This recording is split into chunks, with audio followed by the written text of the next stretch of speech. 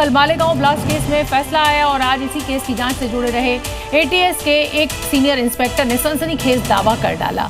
महबूब मुजावर ने आरोप लगाया कि उन पर इस बात का दबाव डाला गया था कि भागवत को गिरफ्तार किया जाए। दावे के बाद हंगामा तय था और ये शुरू हो भी गया था। तो मैं तो गिरफ्तार में उठा के नाम बोले थे।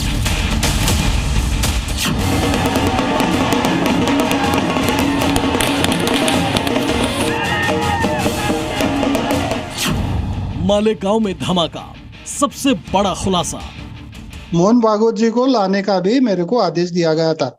मेरे बॉस, मेरा जो इंचार्ज थे वो परमवीर सिंह थे और मेरे को लिखित में सब जो भी है ये लिखित में मेरे पास एविडेंस था है।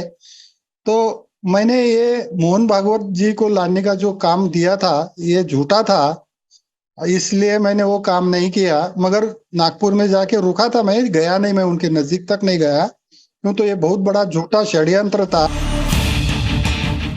मालेगांव ब्लास्ट केस में 17 साल बाद 7 आरोपियों को कोर्ट ने बेगुनाह बताया, लेकिन अगले ही दिन महाराष्ट्र एटीएस के एक पूर्व इंस्पेक्टर महबूब मुजावर ने मीडिया के सामने आकर ऐसा दावा किया कि उन पर यह दबाव था कि मोहन भागवत को उठाकर लाया जाए।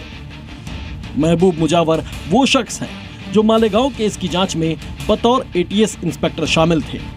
इनका आरोप है कि इनकार करने पर उन्हें ऐसी सजा दी गई जिसे वो आज तक भुगत रहे हैं। डायरेक्ट मना नहीं किया, मगर मैं जो कर रहा था उस पर उनका वश था और उनको लगा कि इसको सब सीक्रेट मालूम है, तो इस वजह से उन्होंने मेरे पर झूठा गुना दाखिल करके मेरे को अरेस्ट किया। एक आतंकवादी की फिरियाद लेके मेरे को अरेस्ट किया गया, मैनिपुलेटेड गुना दाखिल करके। तो मैंने, मेरे पास जो भी एविडेंस है वो मैं कोर्ट में पेश किया और मैं निर्दोष छूट गया। ये केस छूटने से मेरे को समाधान है, न्याय मिल गया ऐसा लग रहा है। मेरे को दिल में अच्छा लग रहा है। ऐसा नहीं है कि भागवत के खिलाफ षड्यंत्र में सिर्फ एक अधिकारी शामिल थे।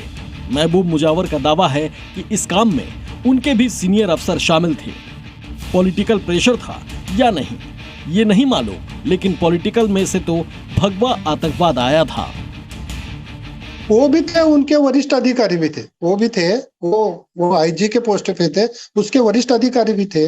और पॉलिटिकल प्रेशर था क्या, पॉलिटिकल को खुश करने के लिए इन्हों कर रहे थे ये मैं नहीं बता सकता, मगर पॉलिटिकल में से तो भगवा आतंकवाद आया था। महबूब मुजावर के दावों से सियासत में सनसनी मच गई है। बीजेपी ने कांग्रेस पर सवाल उठाए हैं। आखिर भगवा आतंकवाद के नैरेटिव के लिए जिम्मेदार कौन है? क्या इस काम के पीछे गांधी परिवार जिम्मेदार नहीं है? कांग्रेस सरकार की विंडिक्टिव एटीट्यूड को देखिए। जबरन किस प्रकार से भारतीय जनता पार्टी और जो लोग हिंदू धर्म को मानते हैं और संघ के उच्चस्थ स्थान पर, उच्च पदवी पर जो लोग आसीन हैं, किस प्रकार से उनको अपमानित किया जाए, उनको गिरफ्तार किया जाए, उनसे बदला लिया जाए, इस प्रकार के विंडिक्टिव एटीट्यूड के साथ उस समय की कांग्रेस पार्टी काम कर रही थी और यह सब कुछ गांधी परिवार के कहने पर हो रहा था।